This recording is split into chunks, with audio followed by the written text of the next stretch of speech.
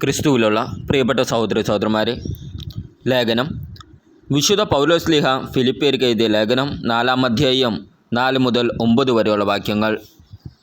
നിങ്ങൾ എപ്പോഴും നമ്മുടെ കർത്താവിൽ സന്തോഷിക്കുവിൻ. ഞാൻ വീണ്ടും പറയുന്നു, നിങ്ങൾ സന്തോഷിക്കുവിൻ. നിങ്ങളുടെ ക്ഷമാശീലം എല്ലാവരും അറിയട്ടെ. കർത്താവ് അടുത്തെത്തിയിരിക്കുന്നു.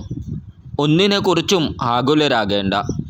പ്രാർത്ഥനയിലൂടെയും അപേക്ഷയിലൂടെയും കൃതജ്ഞതാ സ്തോത്രങ്ങളോടെ നിങ്ങളുടെ യാചനകൾ ദൈവസന്നിധിയിൽ അർപ്പിക്കുവിൻ. അപ്പോൾ നമ്മുടെ എല്ലാ ധാരണയെയും അതിലംഘിക്കുന്ന ദൈവത്തിൻ്റെ സമാധാനം നിങ്ങളുടെ ഹൃദയങ്ങളെയും ചിന്തകളെയും യേശുക്രിസ്തുവിൽ കാത്തുകൊള്ളും.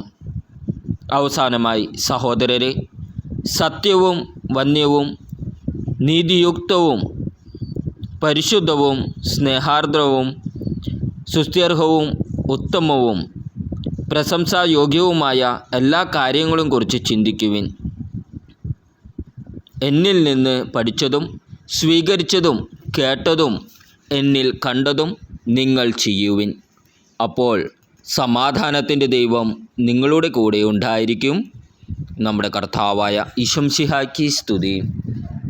ഇന്നത്തെ ദൈവവചനം വിശുദ്ധ മത്തായി എഴുതിയ സുവിശേഷം 15-ാം അധ്യായം 21 മുതൽ 28 വരെയുള്ള വാക്യങ്ങൾ. യേശു അവിടെ നിന്ന് പുറപ്പെട്ട് ഡൈർ, സീദോൻ എന്നീ പ്രദേശങ്ങളിലെത്തി. അപ്പോൾ ആ പ്രദേശത്ത് നിന്ന് ഒരു കാനാൻകാരി വന്ന് കരഞ്ഞപേക്ഷിച്ചു, കർത്താവേ, ദാവീദിൻ്റെ പുത്ര, എന്നിൽ കനിയണമേ. എൻ്റെ മകളെ പിശാച് ക്രൂരമായി ബാധിച്ചിരിക്കുന്നു. എന്നാൽ അവൻ ഒരു വാക്കുപോലും ഉത്തരം പറഞ്ഞില്ല. ശിഷ്യന്മാർ അവനോട് അഭ്യർത്ഥിച്ചു, അവളെ പറഞ്ഞയച്ചാലും. അവൾ നമ്മുടെ പിന്നാലെ വന്ന് നിലവിളിക്കുന്നുവല്ലോ.